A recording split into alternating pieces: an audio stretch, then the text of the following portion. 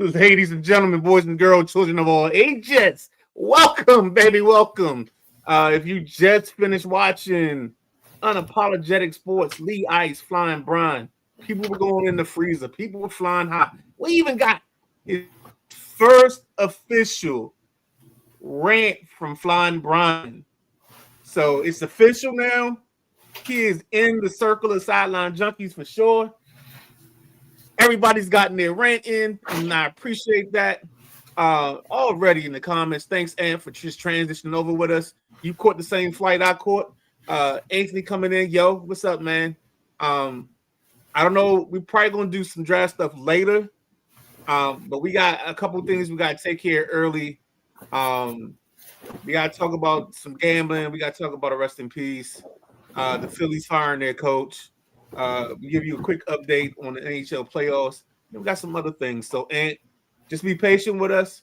If we don't see your comment right away, it's probably because we're not talking that subject.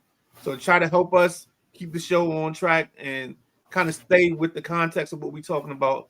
And I'll try to get on everything you drop in the comments, brother. We appreciate you. We appreciate anybody that is watching right now and anybody that is going to watch and that has watched, because we are the People's Podcast. We are the Sideline Junkies. This is the Tuesday Night Flight. I am the Midnight Rider. He is the big guy KG. Now, what we do at this point in time is there's a little move that's made where we transition from me talking a whole bunch to we let him do the talking and guide us on our way. We're going to just, you know what we do? We're just going to follow him. KG, take it away. Good Tuesday evening to everyone. Thank you, Midnight Rider, for that arousing introduction. As usual, get us fired up, get us ready to go. So put your trays in upright lock position. Make sure your boarding pass is out. The stewardess will be around soon to give you a little beverage. You know, you want some coffee, tea, a little something, something. We got it on this flight. Welcome to the Tuesday Night Flight with the Sideline Junkies Podcast Network. First and foremost, most importantly, Midnight Rider, how you feeling? Yo, today, before I jumped in with Lee Ice and Company, I said, you know what? I got something in the holster. And I was like, my man always talk about these. So if you can see it, the background, I got you with the floor model TV joint. I did this like a couple months ago, but for some reason it just didn't. I didn't like how the background was set at first. So I avoided using it for a while. Then I went back today and I was like, I gotta be able to make this work. So I made it work. So this is strictly because, and you see, we got the dials. Well, on that side, yeah. See, you got to have the dials and the rarities, because you got to, just in case one of the dials come off, you got to put the pair of pliers on top of the TV, aluminum foil on the end of the rarities. And people say, y'all didn't have remotes when you was when y'all were kids. Yeah, we did. It was the youngest child in the house. That was a remote. Exactly. Exactly, bruh. Oh man. We got a lot to get into. So without further ado, let's go ahead and start it off. We don't want to start it off like this, but it gotta be talked about. Gotta throw a rest in peace in there. For those that are not from the area, you might not recognize his name. Those of us that grew up in this area, and you grew up during that era of Gibbs 1.0, which could possibly be considered a dynasty. Some people call it a small dynasty. Monty Coleman, linebacker out of Central Arkansas. Drafted in the 11th round, 289th overall pick in 1979. Had a Washington Redskin career from 1979 to 1994. So pretty much the first 13 years of my life, I watched him play linebacker. He passed away on the 26th of this month. Just a couple of days ago. Went to 4 Super Bowls, won 3, one of the 80 greatest Redskins, led the league in tackles in 1988. He is in the Commanders Ring of Fame. He's in the Redskins Ring of Fame. As a coach, he won the SWAC conference in 2012. He had a 40-71 record as a head coach, but he did have, was it 9 years at Arkansas Pine Bluff as head coach, but he was also there from 2003 to 2017. He started out coaching linebackers, moved over to defensive coordinator, and then took over as head coach. So, I mean, Monty Coleman, man, geez, this is a name that is synonymous with the Washington Redskins franchise of the 80s and early 90s. If I'm not mistaken, at one point in time, he had the record for most games played as a Redskin.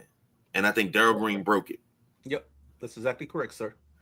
Now, I know for a fact, this is your wheelhouse. This is your era of Washington Redskins. And, you know, you always talk about going out to Carlisle with your dad and meeting different players. Did you ever run across Monty Coleman while you were out there?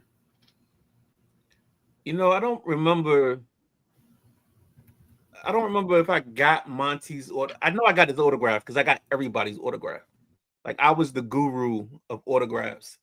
There were a lot of parents that would have a child come up for their first time and they'd be like, yo, just go with him and sit in his hip pocket. And I guarantee you can get all the autographs you want. Like, we used to, man, I'll never forget one year the posse used to always come in as a group. And I know we talking about money, but just real quick, indulge with me for a second. And you had to fight because everybody was around all three of them. So you had to learn how to maneuver between the three. And like, we'd get all three autographs and little kid be like, and everybody else was still standing there trying to figure out how we got everybody's autographs so quick. That was fun times. But Monty, man, I'm not even going to talk about him for me. I'm going to talk about him for the 5'5" guy that has the same name as me, but he's the 1-point version. The 1.0. That was his dude. Monty, he loved him some Monty Coleman. I'll never forget the crazy play. This had to be RFK, where it's a kickoff return and they run the reverse and Monty comes around on the reverse. When I saw that, I was like, I know everything I need to know about this guy right here. This is crazy. I do know I had to go back and do some refreshers because he was that guy that he didn't talk a whole bunch. You know what I'm saying? He was, and I think that's the detriment of this group of Redskins is that they weren't media darlings. They weren't out here trying to get the best sound clip. They didn't care. Their job was to win football games and take names later. And I think Art Monk are like the antithesis of those type. I mean, not the antithesis. They are the spokespeople for that era. Both guys quiet, but behind the scenes, when they talk, they were like E.F. Hutton. And if you know who E.F. Hutton is, Google it. But they brought along so many guys, and so many guys just fell in place.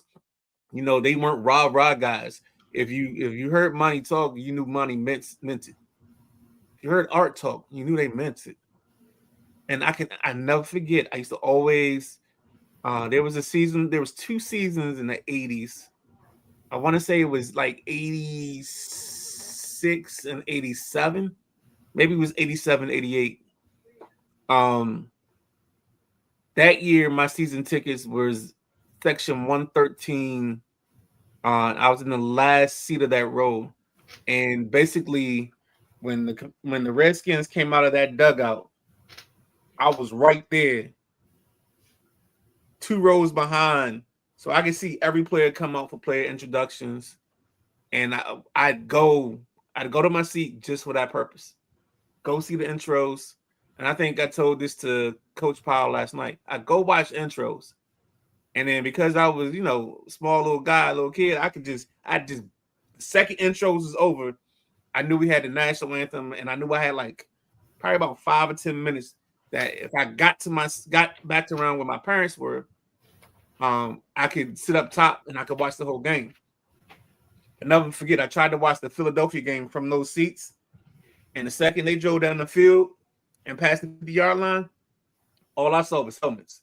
I was like, nah, I ain't watching the game like this. So I got up, ran around to where my pops and them were, because most of the men at that time would sit up on the wall or stand up on the wall, so their regular seats would be open. So I wasn't eligible, or in the words of KG, I wasn't initiated enough to stand on the wall. So I would sit in the seats. Man, I used to love RFK because then I knew there was a certain time where if I went to the French fry stand over there by 3, I didn't go to the first one. The first one was like 325, and that line was like all the way around. But if you go past that to like 320 to 318, there was a French fry stand there that nobody knew about. Bruh, get my fries, come back. People in line be like, how you? Because they'd see me go past them. Now they seeing me coming back.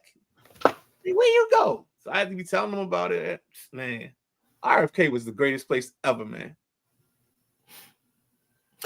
I tell you all the time, I had a great childhood, dog. Man, the stories that you tell, I get a kick out of, man. You know, I love nostalgia, and I never got to experience RFK. So hearing you talk about it, and you know the people that you meet in there, and you know you got season tickets, and you're with these people 8 games, regular season games, and not to mention the playoff games that you're around these people. Yeah, that's a family. So RFK, we had 2 white sides to our family in RFK. So we had the Beer brothers. These jokers, I don't know what they did or how they did it. They'd buy a beer, sit down, and if you look behind their seats, each one of these jokers had like 10, 11 beers under their seat. Now, I don't know how they got them in the stadium, but they got 10, 11 cans of beer under their seats, each of them. So that was one staple. The other staple, actually, no, we had 3. Because one staple was, the second staple was, it was a guy and his wife. The guy was like a dignitary on the Senate. And I'll never forget when he passed away, me and my dad were the only 2 black people at his funeral or at the wake. And they all came up to us and was like, oh, y'all must be his Redskin family. He talked about y'all all the time. And I was like, yo, I got such a kick out of it. His oldest son was a race car driver. I can't remember what the youngest son did because he was younger than me. So like kind of we kind of fell off. We kind of lost contact because after 2005, I didn't go to any games. And then we had Pat. Pat was this crazy white dude. Pat would yell anything, everything. Oh my God. And his dad was like this. His dad was like the same size as my dad, and they were like the best friends ever. Dude. All right, I'm sorry. Monty Coleman, Central Arkansas, 51.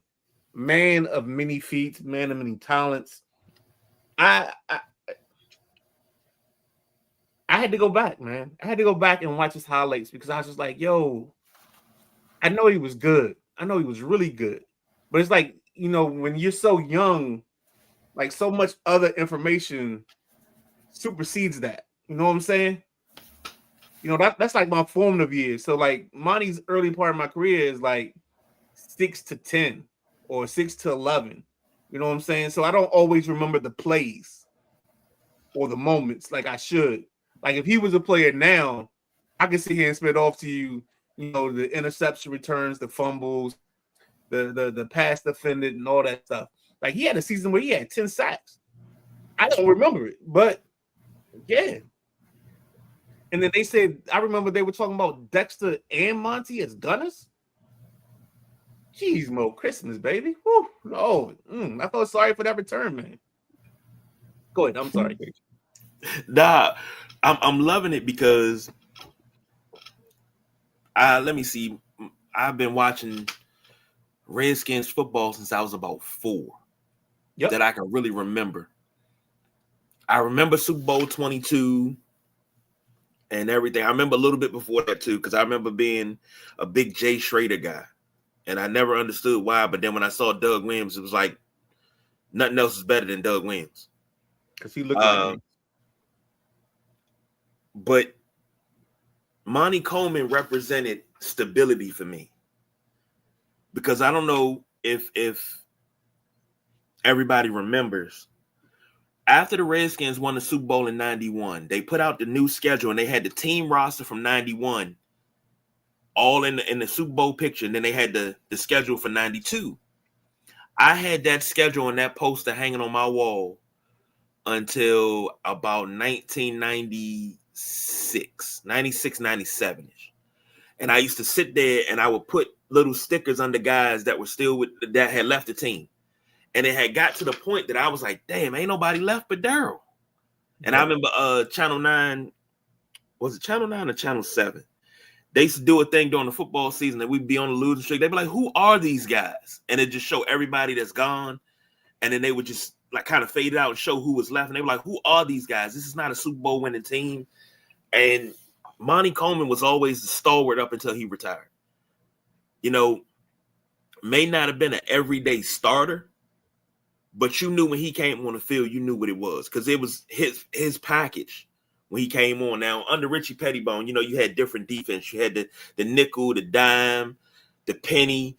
You know, you had different defenses.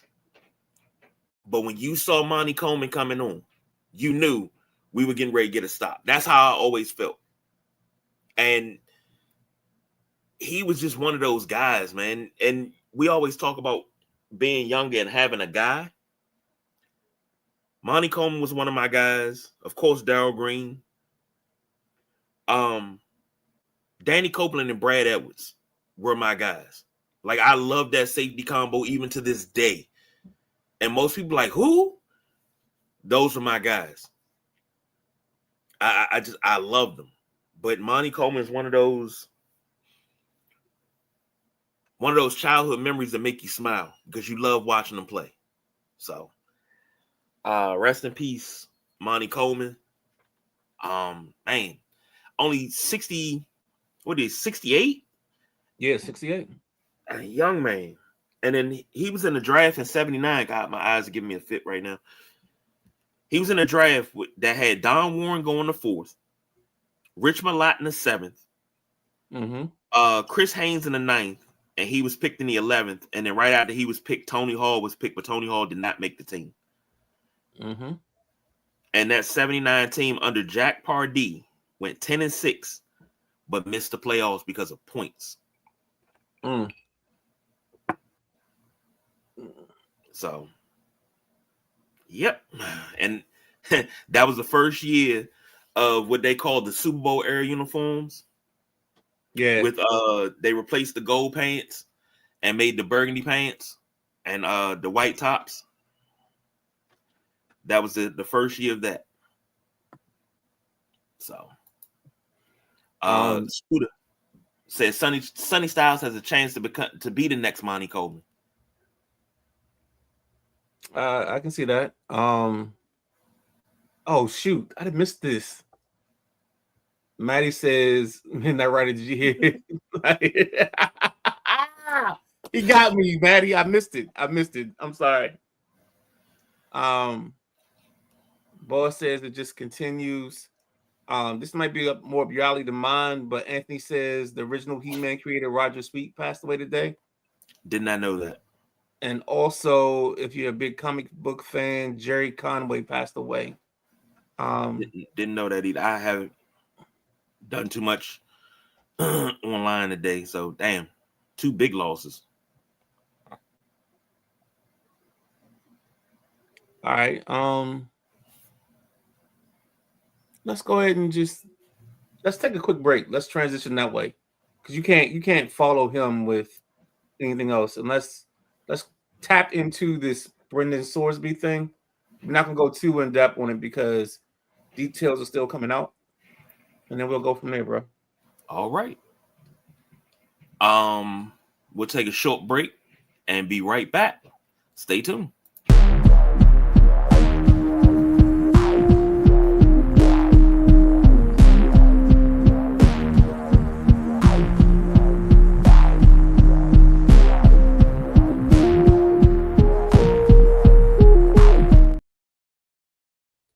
Ladies and gentlemen, welcome back to the Sideline Junkies Podcast Network. It is the Tuesday Night Flight. He is the Big IKG. I am the Midnight Rider. And as we get going forward, we're going to continue on with the show's program. We had some breaking news come in. Brendan Sorsby, Cincinnati. KG, you want to set it up for us? Or you want me to set this one up? Well, I would prefer you be the sender and get his topic some life, because I'm gonna play Joe the fan on this one. Take it away, Midnight Ride. All right, so I'm gonna say it to you like this. This is not the first they've heard of this situation. I think this situation has become bigger than what they thought it was. So Brendan Sorsby, quarterback, he was at Indiana his freshman year. He transferred to Cincinnati to play, and then he transferred to Texas Tech for a big NIL deal. And the projections I saw today for the NFL was he's probably going to be picked somewhere between 12 and 15 in the 2027 draft, because somebody did their way too early mock draft. What's happened is some allegations have come out that this young man has had some gambling problems. Now, it's so bad that the young man is going to go into a rehab program for 30 days for his gambling issues. There's also said that he's bet up to 1,000 times in a week. So this kid's betting on everything. They said he literally will go into a stadium or to a baseball game and live bets every at bat. Now, that's some next level. That's every woof. Don't do that look, Doug, because I ain't that bad, but I'm not that kind of a degenerate. No. It's not. That looks not for you. But that kid is he's bet on some games when he was at Indiana, betting on Indiana. But he didn't play in the games. So his eligibility is going to be in question. If he gets out of this and plays any this year, I'll be surprised. I'd really be surprised. And I think this could hurt his draft prospects for the NFL, because the NFL, once they get their hands on the information, they may either suspend him and make him wait before he can get started, or I think teams are going to put this on his red flags, and it's going to be a serious issue. I'm going to say this, and I agree with you, Anthony, 100%. This is what I said when we talked about putting sports books in stadiums and things like that. And what do you expect when you don't really have to go far for a sports book? You can do it from your phone. Players, as long as they don't do it in the facility, it's okay. As long as they don't bet on their own teams, it's okay. And this, that, and the third. What did you expect to happen? Is he wrong? Yes. But the gambling aspect being this open, it's the wild, wild west with gambling. I don't understand. You're that pressed for the money? And to say he bet 1,000 times a week, it's a lot of money. And I can only wonder, like, did he hit? Like, was he on a win streak? I don't know. Most of the time? And let's do this. Let's take that 1,000 back. Let's say it was 1,000 a month. Okay, 1,000 a month. Let's say it that way. Because I'd rather have it that way and we undersell it than we oversell it. Okay. And people are like, no, it wasn't 1,000 times a month. All right, so 1,000 times 1,000 times a month, not 1,000 times a week. The comment, what do you expect when you? Well, the problem is, some of this is twofold. One fold is, yes, there's gambling. They're in bed with these companies, but there's also a level of, would this have been found out if it wasn't legalized? You trying to tell me that this kid wouldn't have done this anywhere else for this kind of problem? Dude, I had a Bovada account. I had an offshore book, allegedly. So, I mean, come on. Like, if there's a will, there's a way. You'll find it out. You'll figure it out. Especially with them getting money too, because now they got more money. They got more disposable income at their fingertips than they would at any other time. Like, that's also a byproduct of the NIL, not a byproduct of us having the sports book in Vegas or not even having a team in Vegas. Having a team in Vegas, these guys still can't go into a sports book. Now, yes, you do have it at your fingertips, but and of course, human nature says, "Oh, I know I can get away with it." But the problem is with all the geo stuff and everything they put in place to track this, they gonna have a problem. They're gonna have a problem. These guys are gonna try their luck. What's it at the tip of the spear, the tip of the iceberg? I'm gonna say something. Go ahead. I said this long before he passed. Once this all became to fruition, I don't want to hear a goddamn soul say anything negative about Pete Rose ever again, because what he was banned for in baseball is being done rampantly right now, and it's okay until it's okay until it's not okay. And when is it not okay? When it gets out of hand, Or when it's on your team, or when it's on your team. Yeah. But a lifetime ban, and then I know they're gonna do it within the next year or so. They're gonna try to put Pete Rose in the Hall of Fame. I hope his family says no, we don't want it. I don't know. I hope they do. It's backhanded because you played with that man's emotion for how many years? 35? You played with his emotions. Are we gonna lift the ban and shit? We're gonna revisit it and shit, and you get them all worked up and hyped up to say, nah, we just gonna leave it in place. From Faye Vincent to Bud Selig to Rob Manfred, y'all all have played with that man's emotions. Don't put him in the Hall of Fame now. Leave it alone. Walk over like you did before. Now you got all these young kids out here and they betting on sports books and betting on this game and betting on that. You're FanDueling and sports book and DraftKings and everything. But this is a problem you created. Now you can't put the monster back in the cage. So now it's a problem. Nah. It was always going to be a problem. The problem is, though, human nature tells us that we can get away with it.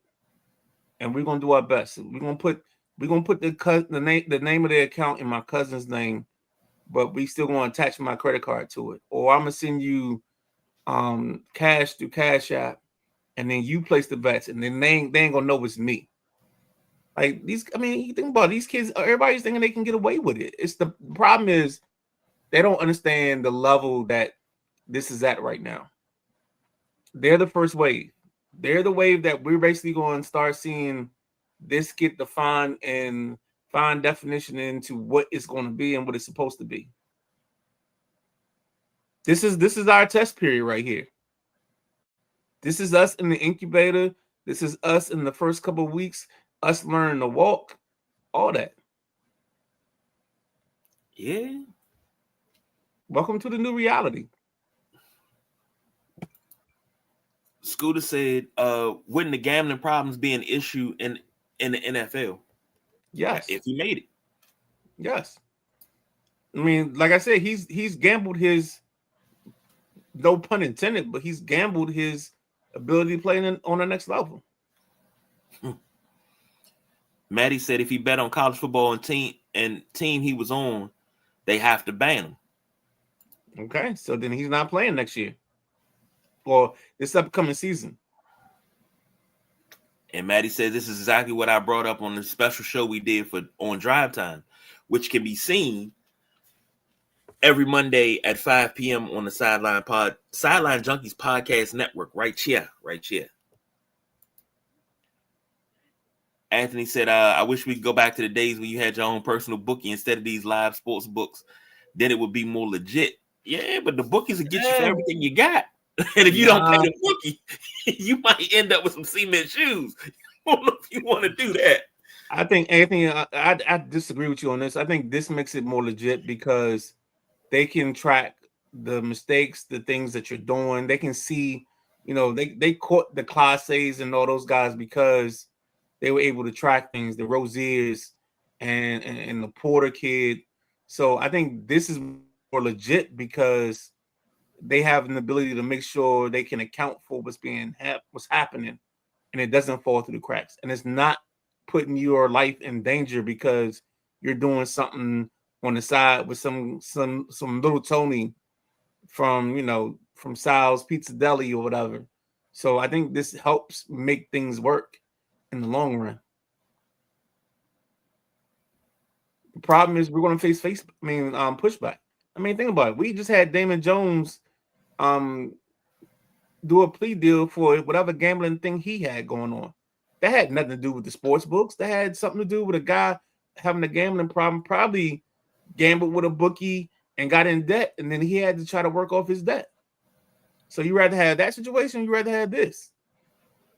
This is taking it back to black sheep. You can deal with this and you can do with that. And Scooter said, I think the NCAA won't allow him back. This post is sponsored by DraftKings. I like that. And that's the crazy thing. You say gambling bad, but then you go to commercial and it says, you want to get your bets in? $5 to get you X amount of dollars. Oh, it's worse than that. I mean, every pregame show, there's a segment with gambling. Yeah. And you know what's crazy? That's funny. And I always reference this. If you remember the last Boy Scout, Jimmy Dix, Damon Wayans, he said, what do you think they put the lines in the papers for? And the lines in the papers and the injury report, it's not for the fans, it's for the bookies. So they know who to bet on and who to get money from. I mean, it's always been there, but now it's like, okay. Well, I think that's so whenever I push back on the gambling thing, and because people say, oh, you got too much access and blah, blah, blah, I push back because the gambling was happening. The gambling was happening. You didn't know it because maybe you weren't connected, or like Anthony, you didn't have a book. The gambling was still happening. All this is doing is pushing the illegal money through a stream. You know what? It's like building a dam, and the river that used to go all the way through, you cut it off, so now you can build you a nice little city on the other side of it. And as long as that dam holds up, we good to go. That's it. I'm okay. We know what the problem is. We know what the issue is. Is there a way we can fix it? Can we fix it? No. Because what we're going to do is we're going to keep suspending kids and keep having these issues, and it's going to happen. Now, let's not forget, we're giving these kids money that they've never had before.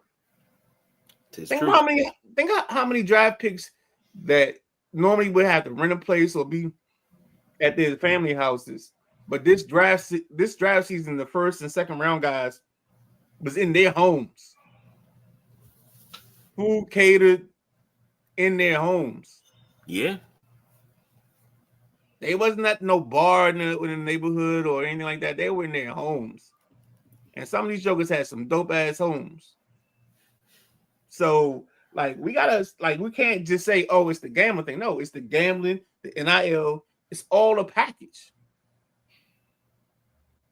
It all comes together. Dog, I got an extra 20 grand just sitting there. I got an extra 10 grand sitting here. Yo, I could triple that. Maybe I could double that. No, give me Boston the 9.5. Give me this, give me that. Let's see how it works. They ain't gonna know.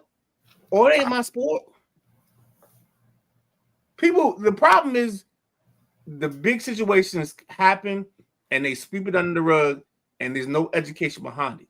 Because there was a situation at Iowa State 2 years ago when everything first started going legal. And there was a big case, but they swept it under the rug a little bit because they was trying to get past that so they could get everything else. There's a reason that every time you hear a sports gambling commercial, there's a conversation had right behind it about sports addiction, because that's their way to placate the people that think, oh, because you made it legal and people gonna get addicted to it, how are we gonna fix the problem? So I mean, it's a systematic thing. Sorry. That's all right. This is what we do it for, because you being able to say that and put that in the words like that, it makes sense.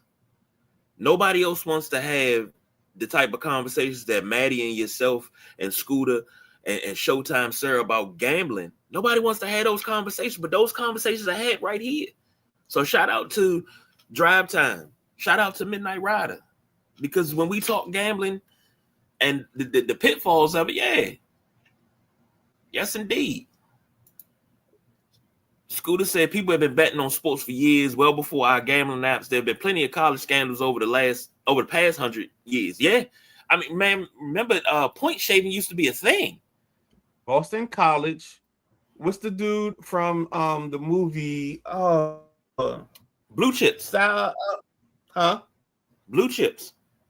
No, before Blue Chips. It's not before Blue Chips, the movie. I'm talking about Casino. What was De Niro's character's name? I can't think of his name. I'm drawing a blank now. So whatever his character was, he's actually in the Boston College 1980 scandal for point shaving. He's the book that they owed money to.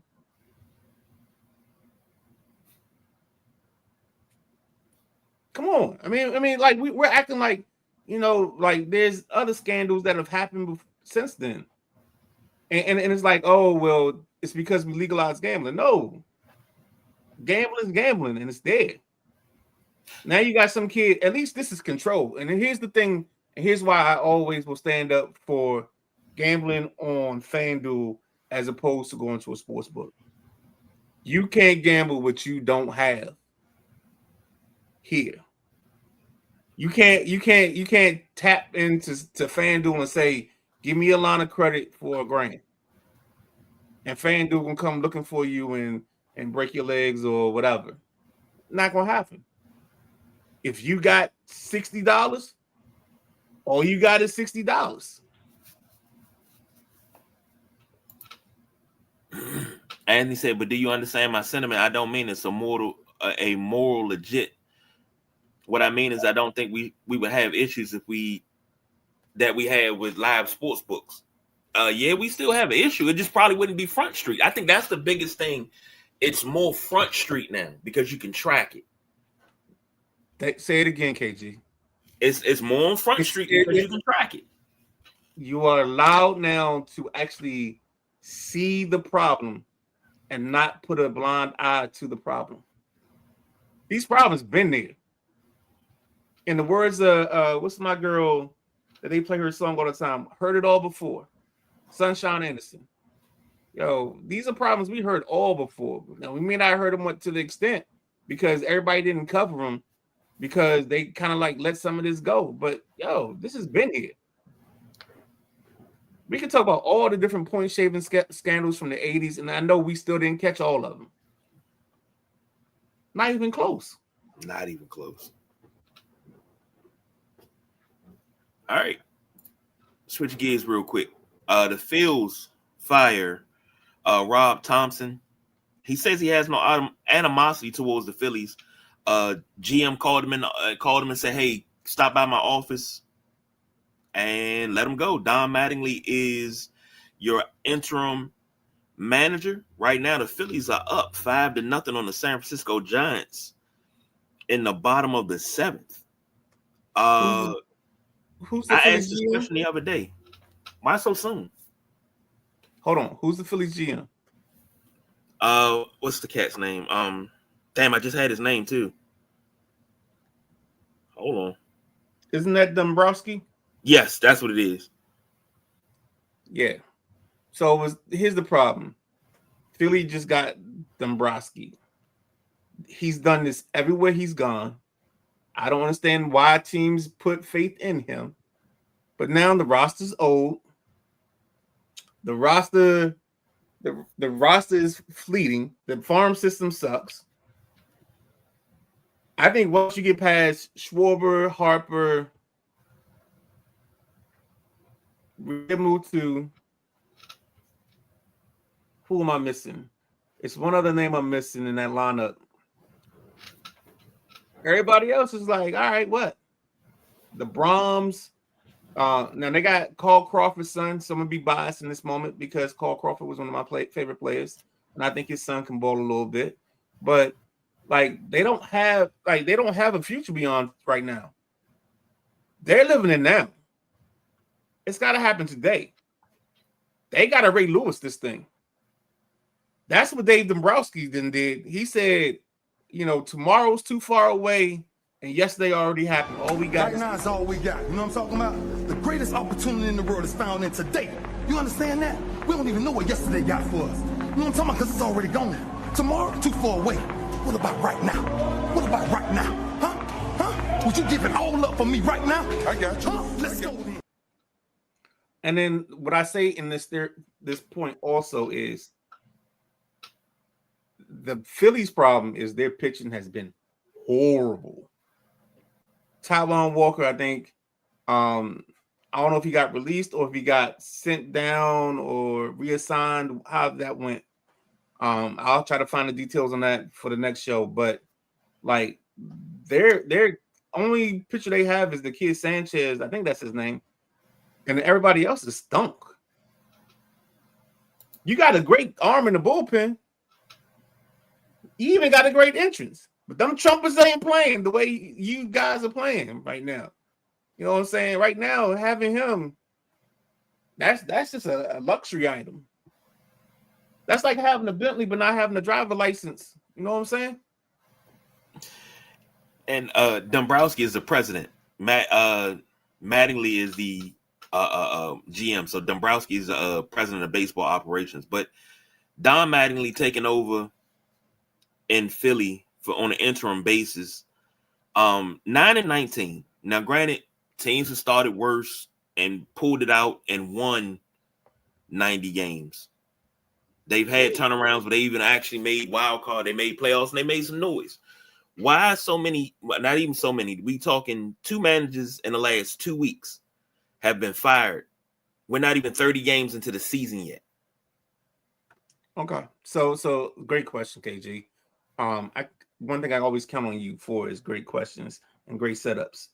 I'm a jump into my Stevie Thompson role and let you be Sherman Douglas as I catch this oop that you just threw up. The reason this thing is a problem right now is because teams are impatient. Think about this. I don't know what the other side of the bracket. I know the NL Central is pretty much everybody's over 500. I can't think of what the AL Central records are. And don't worry about it. You ain't got to look it up. But the problem is in the East. The East is the most baseball-centric, baseball-focused area of the MLB. Like, if you look at both of the East divisions, they may not have the best talent, but they're the most criticized and the most heavily criticized of the divisions because of their fan bases.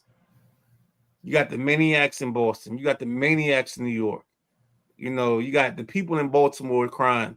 You got Tim Watkins jumping in here every week telling me that Pete Alonso is Glenn Davis Jr.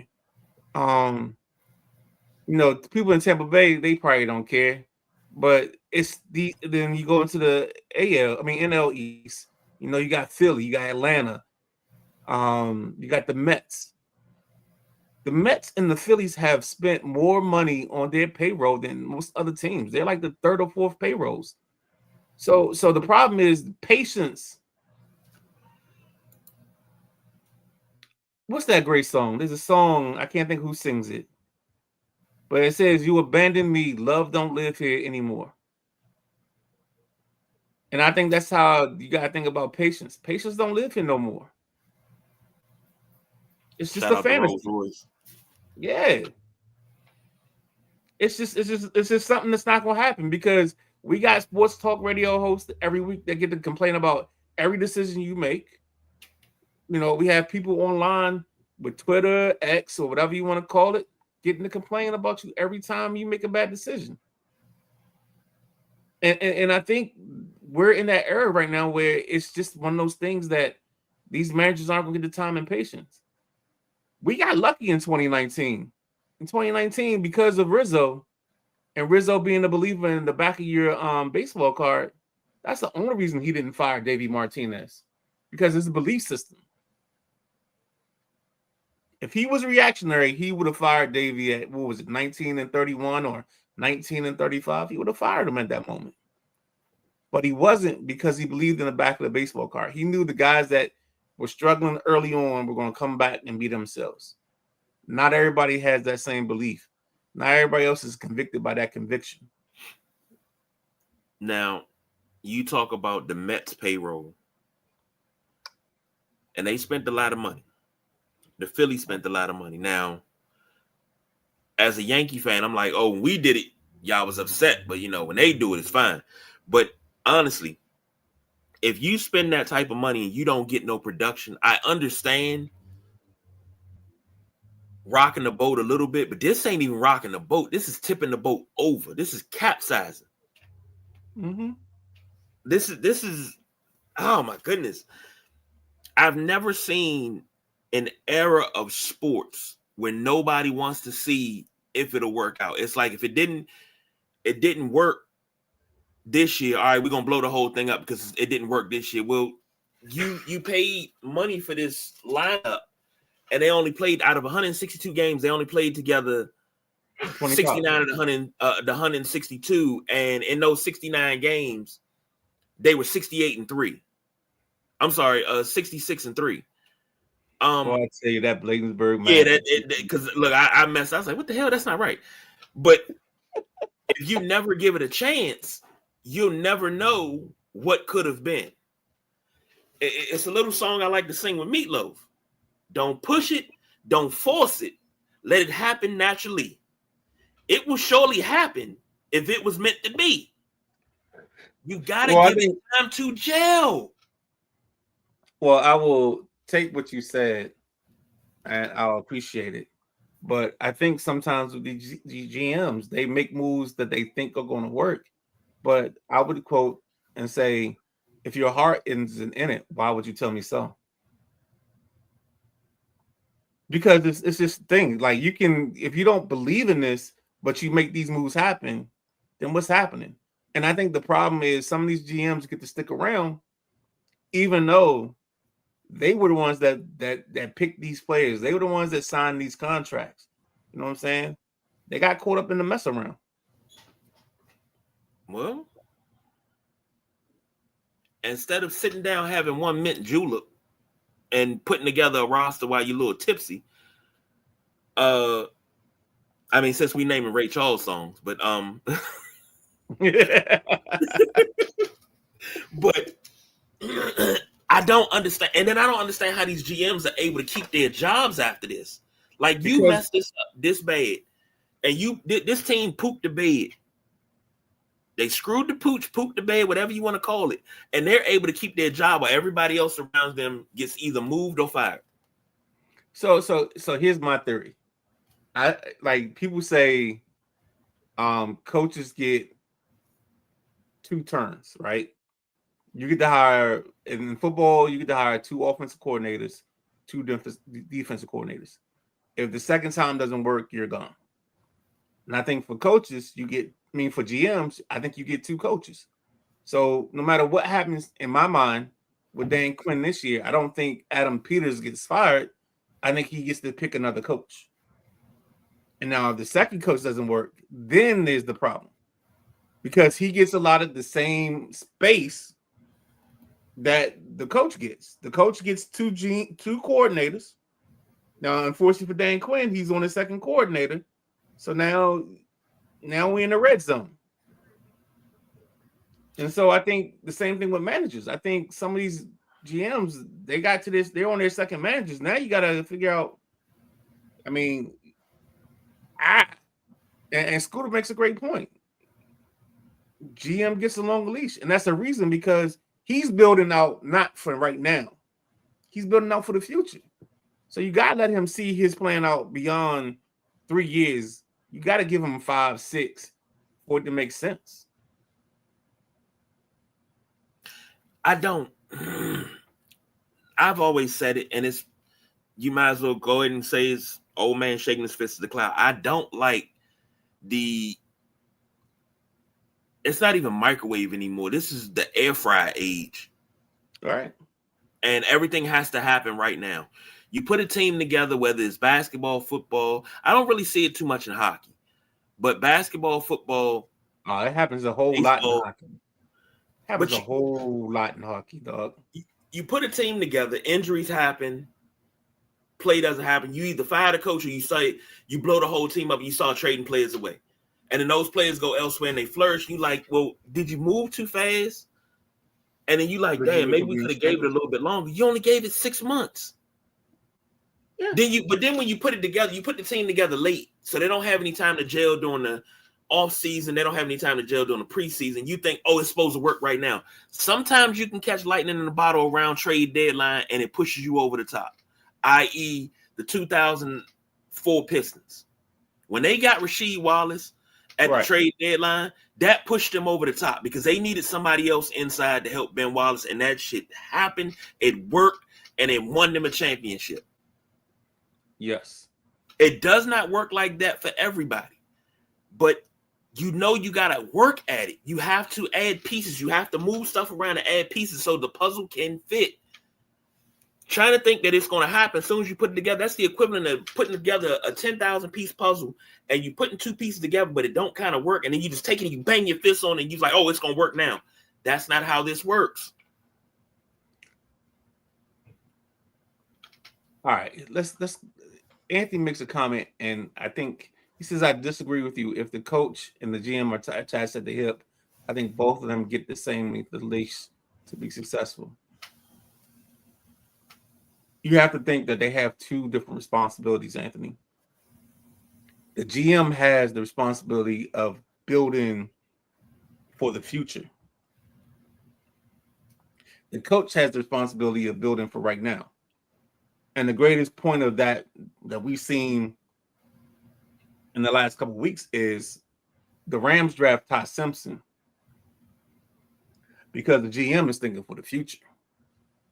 The coach is thinking about right now. So you can't, that's the difference. That's why a GM will always stick around longer than a coach will have with his time with a team. I'm not going to go with that one. Let's go with this.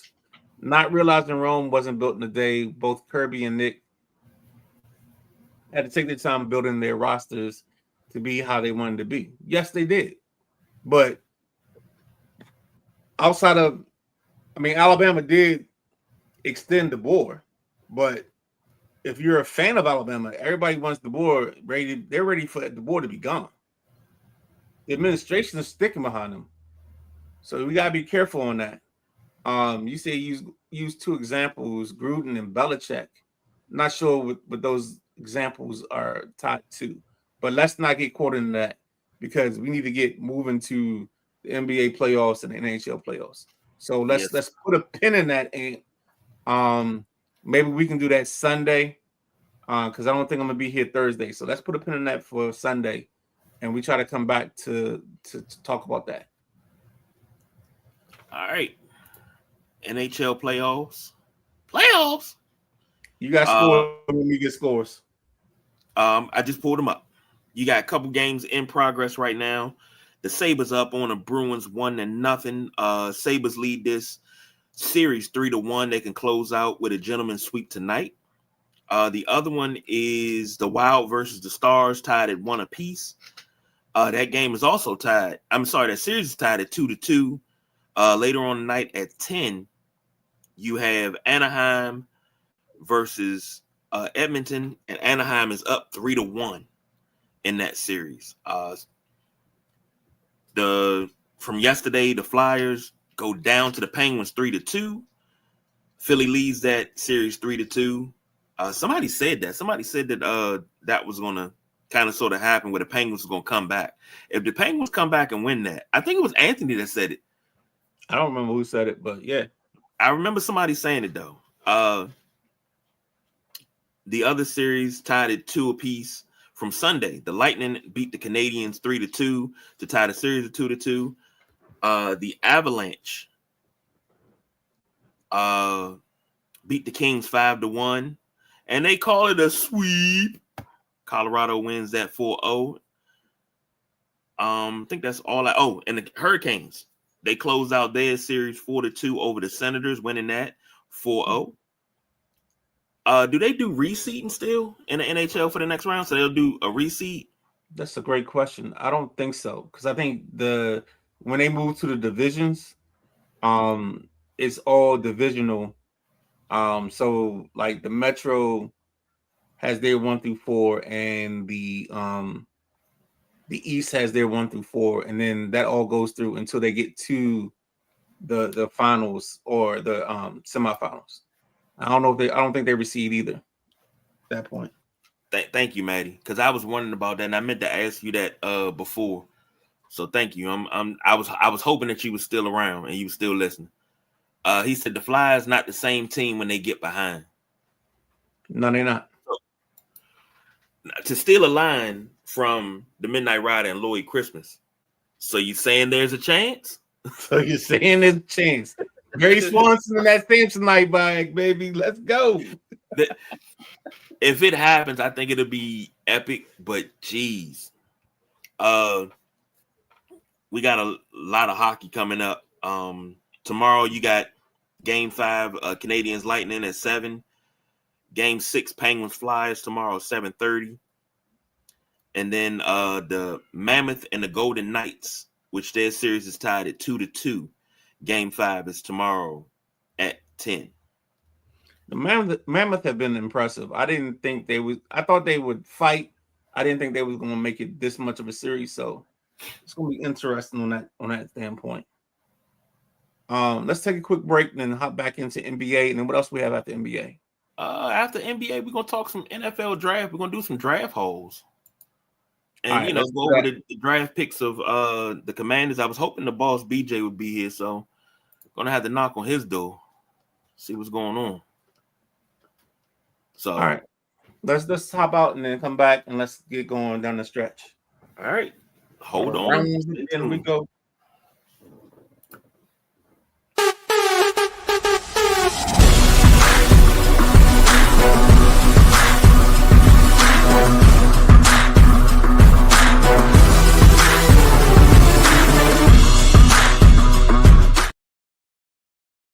Ladies and gentlemen, welcome back to the Sideline Junkies Podcast Network. It's Tuesday Night Flight. It's the Midnight Rider. It's the big guy KG.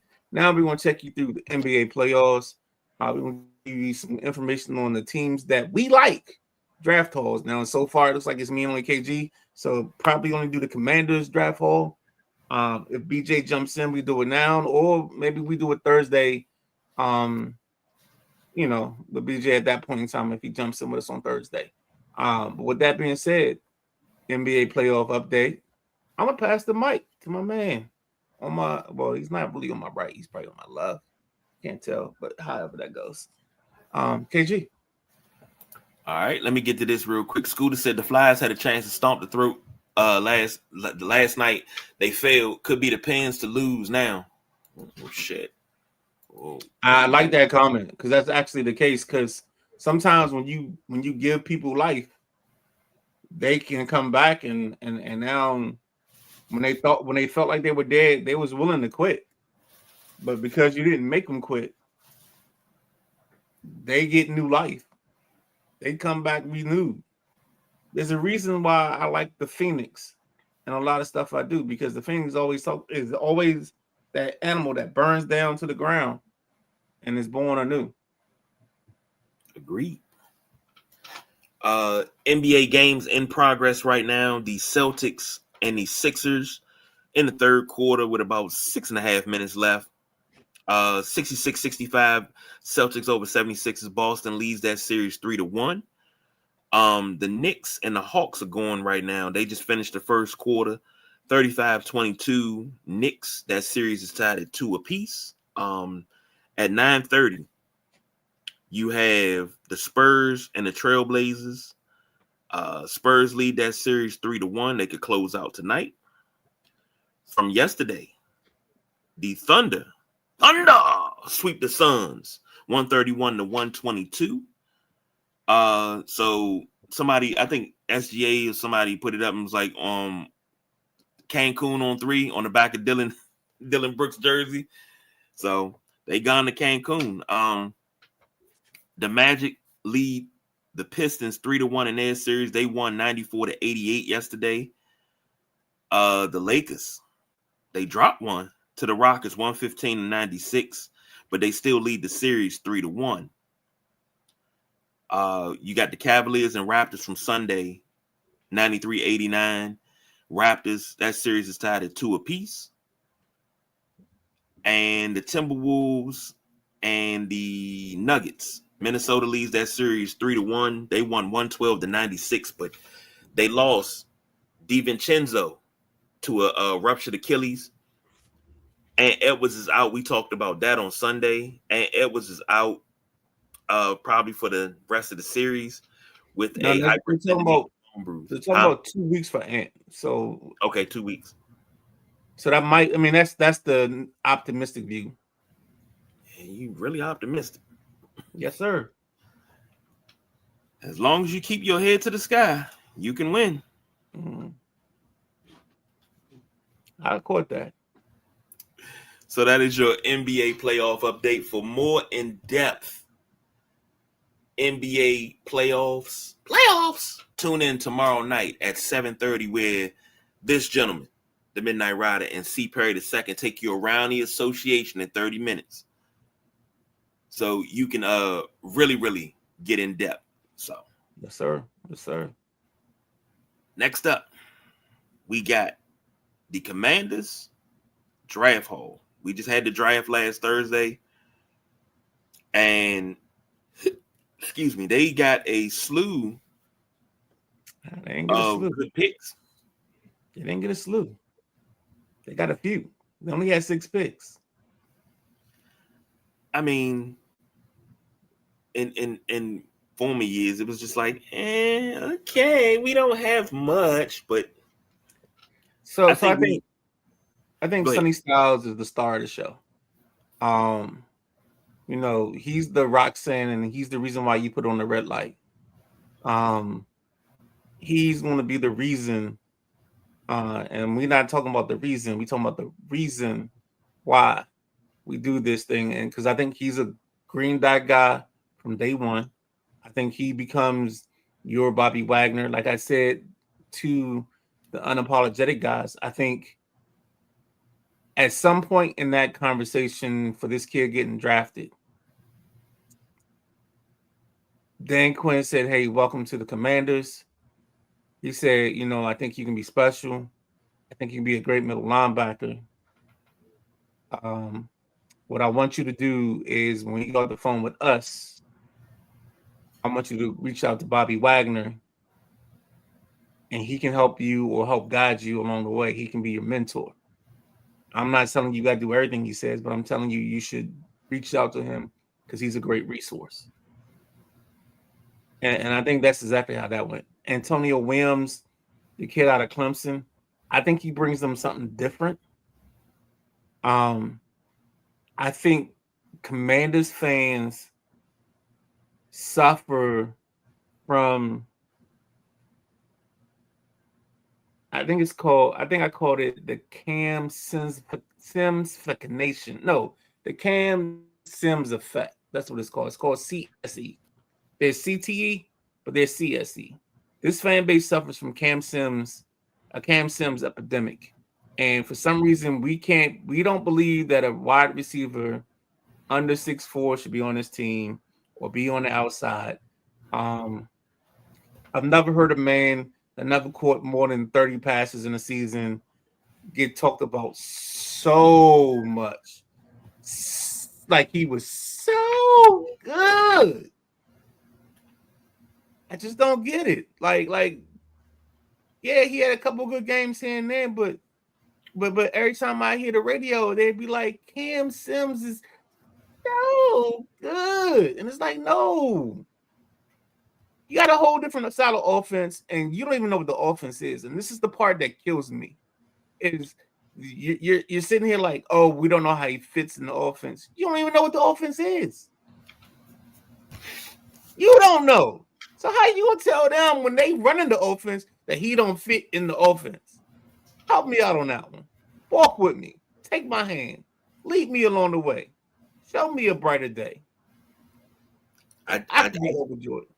I just don't like how you just you just gonna call me out like that. I mean, I didn't call you out. I just called me out because I mean you use my catchphrase. You talked about Cam Sims. Now I'm gonna say something about Cam Sims and his defense because I don't like the way you're talking about.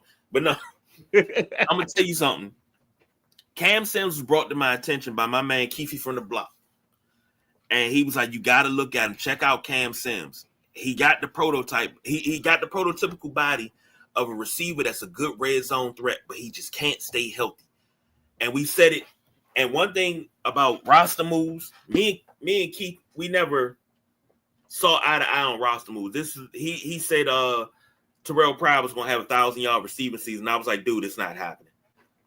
But when he said something about Cam Sims, I think I had to call him on the phone. Was like, yeah, I see what you're talking about.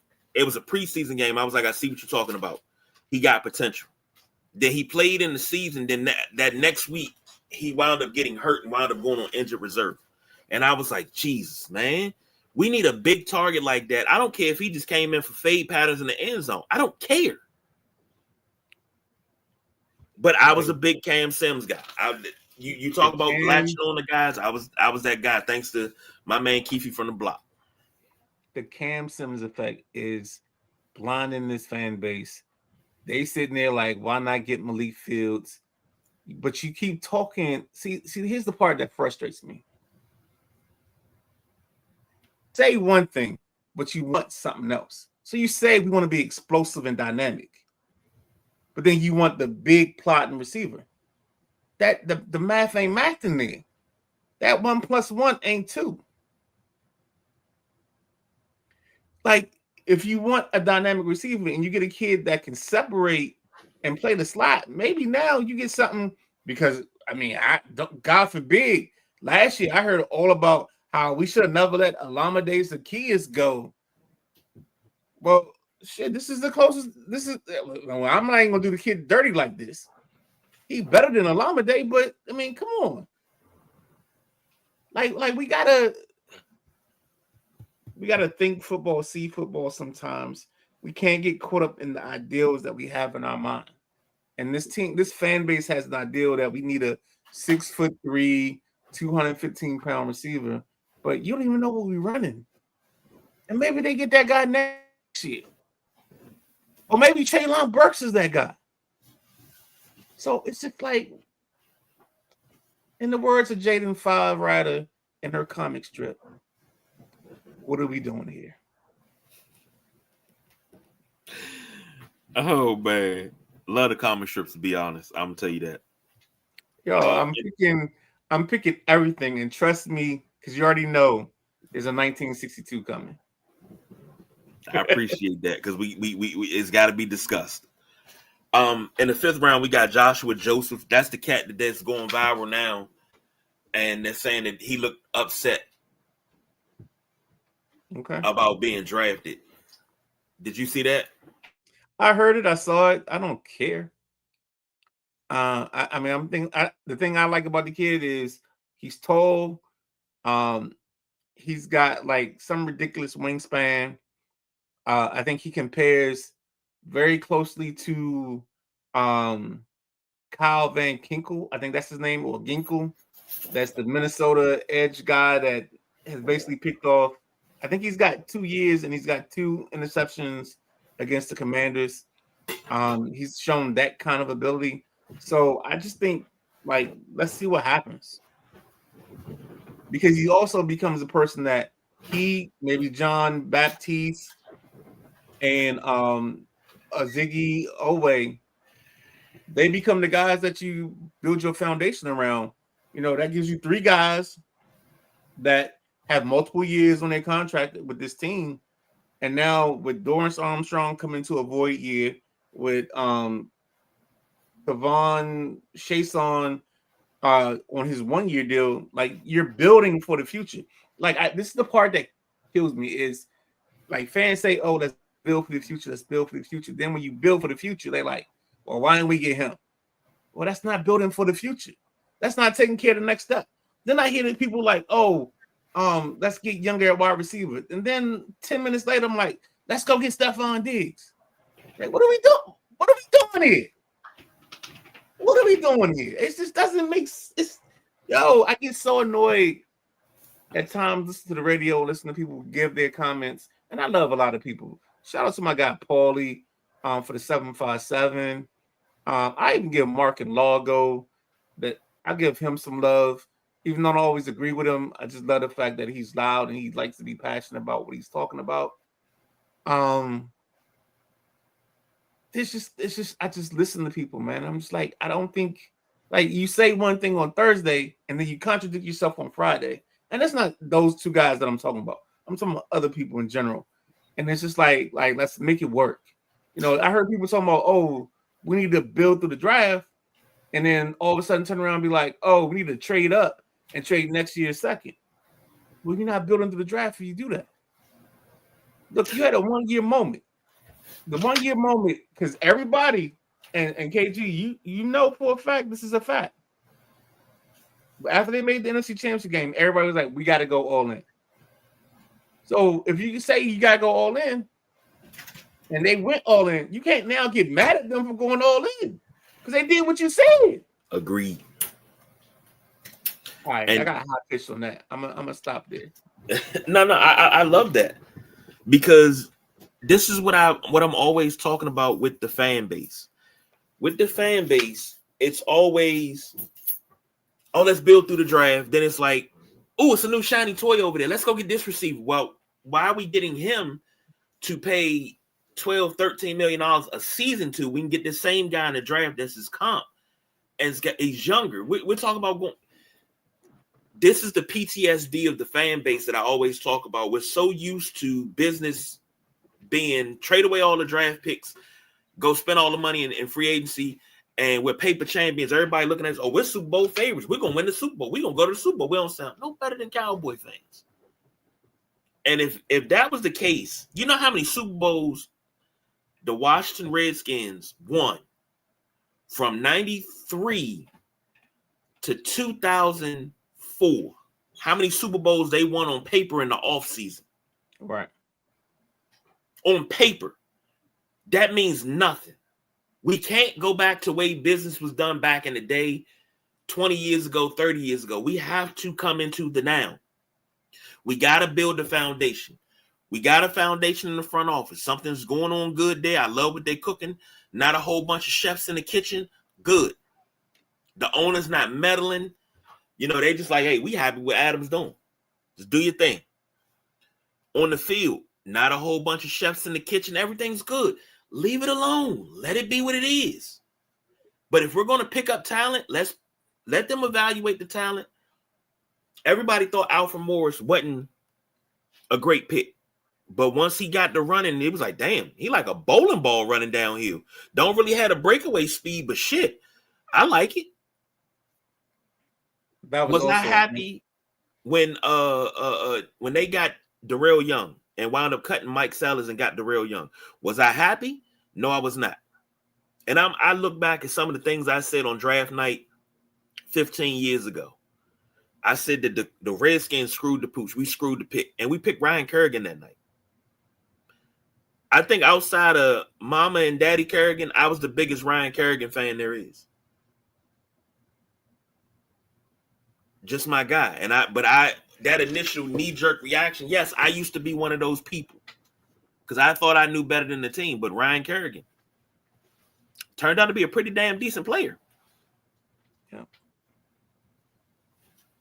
So, next up, you got this. I want you to know Katron Fat Man Allen, running back out of Penn State. Looking at his stats from college, this dude has ran for 1,000 yards the last 2 seasons. 1108 and 24, 1303 this past season. Has only started out of 54 games in his college career, has only started 24. So he's the backup running back running for 1,000 yards and only has 4 career touchdowns. So would he be considered kind of like Tony Pollard, the 20 to 20 guy, and then you bring in Bill for the red zone? No, he's the 10 to the goal line guy. And then every now and then you sprinkle him in. You go with E40 and sprinkle me, baby. Because no, I think the thing that people don't, and this is again where we're going back to something that's frustrating to me, because we're acting like we know what this offense is going to be. And I think we don't know. And I think if we have, because this kid excels at one cut. And I think Bill excels at one cut. And I think if you got 2 guys that excel at one cuts, you're not, I mean, the drop off is the difference in K-Tron may not have the same ability to make the home run that Bill has. But we got 2 guys that can run this system. And if that's the way that David Blau goes, then we're good, because we got 2 guys that fit what the system is. Like we're talking about K-Tron like we know what the system is. And this is again where I'm going back to. Like, you gotta know the structure and you gotta know the bones of the building. Bones of the building. I haven't heard that in a while. That's a Jeff Fisher from American Dad. No, not that Jeff Fisher. Jeff Fisher from American Dad. When he walk inside the house, he rubbed the wall and said, "Oh yeah, it's got good bones. This house has got good bones." Yeah, I love that. We also picked up a center in the 6th round, Matt Gobin. I love the simple fact. I don't know. I got a thing about offensive linemen that you pick late, and especially late in the draft, offensive linemen and guys that you wouldn't necessarily be like, oh yeah, I got to get them, but we gotta have a pivot man. Now Allegretti right now is your center, but if he goes down, we have to have somebody that can step in and really rock. So to change a little bit of what Herm Edwards said, you have to be able to snap the ball. Snap the ball. This is what this kid brings to you. Now, I would love for him personally. I think one of the first things he's got to do is get in your training staff, heavy in the weight room. I know he's not going to get grown man strength in one season or one all season, but I think he needs to make his ability to put on strength, put on weight, get some strength, whether even if it's weight room strength, get some weight room strength on your body, because I don't know if he has that naturally. He played at Michigan State, so I've heard his name before. I've heard people saying that was a guy that they would probably end up with because of where they had to go to pick him, because they didn't have the picks. And also they got screwed over because right before they drafted Antonio Williams, Parker Brailsford, the center out of Alabama, was taken. And I think the K-State center but Sam Heck, he was also taken right before Antonio Williams in the 3rd round. So I think they may have played a factor in if we would have even taken Williams at that point in time. I'm just looking over the roster. And then, of course, we got a quarterback in the 7th round. Anthony Kalimanakis out of Rutgers. Camp arm, I don't think he's going to sit there, and he has to have a great camp. But, I mean, we normally keep 2 quarterbacks, one on the practice squad. So it's down to him and Sam Hartman, who's going to be your practice squad QB. Because Mariota's, when we re-sign Mariota, I ain't gonna lie, I'm loving it, because I love his tutelage. He's been through a lot. I think the QB room becomes Daniels, Mariota, Driscoll, And then the battle becomes between Kala, Anioke, Monakis, and Sam Hartman for the 4th spot on the practice squad. And then you figure that out. All right, here's a question for you. I'm looking at the offensive line. Now, we had a problem last year at the offensive line, and we don't know. We can't say, hey, this is going to be the running back. This is going to be this. Can't do none of that. So I'm just want to throw an offensive line out to you. Tell me, do you like it? Because that's one thing that we don't agree on when we do our 53-man roster show. We don't always agree on offensive line. Because we look in 2 totally different ways. At left tackle, you got Laramie Tunsil. Yep. Chris Paul at your left guard. Maybe. Allegretti, huh? I say maybe on that one. Okay. Allegretti is your pivot man at center. Cosme's back healthy. Right. So he's your right guard. And you got Conley at right tackle. Here's the wild card. Conley Brandon Coleman's your wild card because I think he could be your left guard. And honestly, I think he might be able to be your center. Where do you put Andrew Wiley in all of this? Because Andrew Wiley can play left or right guard. He can play center too, so he can play the inside positions. I would think he was more of your wild card because So think about like this. I think we talking about 2 different wild cards. My wild card is I think Coleman can make an impression this all season, and either as long as he can stay healthy, because this is what's hurt him each of the last 2 all season is he gets in the camp, he gets hurt, and then he misses time. So he doesn't have his boots on the ground when they're actually installing and doing everything. So I think Coleman, if he can be healthy, he can have an option or a chance to be at left guard. And if he impresses enough, maybe he doesn't play left guard because they like Paul, and then they can possibly put him at center. The reason I think Allegretti getting the chance at center is the way he played those last 2 games of the season, the Dallas game, and I think they closed out with Philly, if memory serves me correctly. There were a couple of big runs in those ball games, and maybe I got them backwards. It don't matter. But there were some runs, and Allegretti was in the middle of those runs. That big run Bill had going up the sideline against Dallas, like he flashed. And so that's why I think there's a possibility and there's an opportunity for Allegretti to be the starter, is because they saw that and they saw the price tag. And I think his price tag, cash to cap, is different than his price tag is as a cap dollar overall. And I think that's where they found savings. Now, I said wild card was Wiley because Wiley, he's that guy that an old manager told me. He said, the more you learn and the more you're able to do, the more valuable you become. Yep. And I think that's absolutely right. I mean, I think he can go anywhere up and down that line, but I think the only reason I hesitate on Wiley is because I think Coleman gets the first shot at what's next over him. Okay. Now, before we get out of here, I know because we running up on it. Last question, and I'll leave it. We always talk about how many offensive linemen to keep.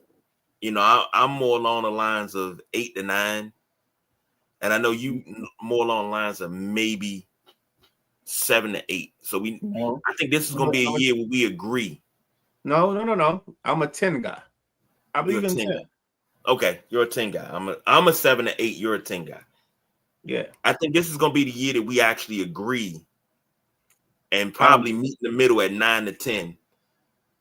I don't know. Well, I might come to your side. We might meet in the middle. I think I'm going 9 at first blush. So we'll see how that plays out. Okay. All right. So that's the Commanders draft haul. And I think I haven't even got the list for unsigned free agents yet. They signed a kid. I can't think of the kid. I think it's Chris. don't think it's Johnson. They signed an LSU wide receiver. He's had injury problems throughout his career, but he can run. He can fly. They signed a running back from UTSA, who's decent. They signed a kicker from Iowa, who was the Big Ten Kicker of the Year. At first, they were going to make him try out, but they ended up signing him. So my guess is when they offered him the tryout, his agent or somebody came back and said, we got interest from here. And then they decided, okay, let's go ahead and sign you so that way we can kind of get some monogamy out of this, as opposed to you having options. The boss BJ checking in. He said, is that count including tight ends that can play like linemen? No. That can play line or straight linemen? Now we talking straight linemen, boss. Yeah. You know, tight end, your tight end room's only gonna be 3 big. And I think that's Yankov, Sanat, and Bates. Those are your 3 tight ends. That's it. We'll see. All right, man. It's time to wrap that shit up, B. Final thoughts before we get out of here. All right, so it's tune in tomorrow to Nothing But Net, because the NBA is throwing out a new sequence for how they want to do or try to fight tanking. I think it's absolutely stupid. But hey, I'm not in the NBA headquarters. I'm not the person doing this. Then we have to worry about how soon they want to enforce this switch in the rules. So there's a thing in place, and we got to figure that out. Second one, the NCAA has put things in place that they can try to move the tournament to 76 teams as opposed to 68 teams. I don't know how far this is down the path, but that is something out there. So maybe on Thursday, that's something we can touch on or try to get to as we get more information. So the NBA new proposal for the tanking situation, which, you know, again, I'm just going to say, okay. And then the other option is, or the other thing that we're talking about is, you know, the move in place for the NCAA to move the tournament to 76 teams. I don't. That's just trying to keep people employed. Let's say what it is. If you can go to your AD and say, I got it in the tournament, that gives you a big win. It's why we also had the Crown tournament. It's also why we had the NITs, because, we made the postseason, and you make some money off the postseason no matter what. I'm gonna ask you a question. I'm not going to answer it. Let's leave that. Yeah, it's an open-ended question. I don't want to answer because I already know the answer. Okay, go ahead. Name the last 5 NIT champions, and now that's my final thought right there. Say that one more time. Name the last 5 NIT champions. Dylon, and Dylon. Because he spits hot fire, man. Yes. Well, that's my last thought, and I leave that open ended because that's telling you what the NIT actually means now. So exactly. Make sure you tune in tomorrow 7:30 for Nothing But Net around the association in 30 minutes with C. Perry II and this man right here, the Midnight Rider. Come back with us on Thursday for the Thursday night throwdown, 7:15. It'll be me and Boss BJ. Midnight Rider may jump in. It don't matter.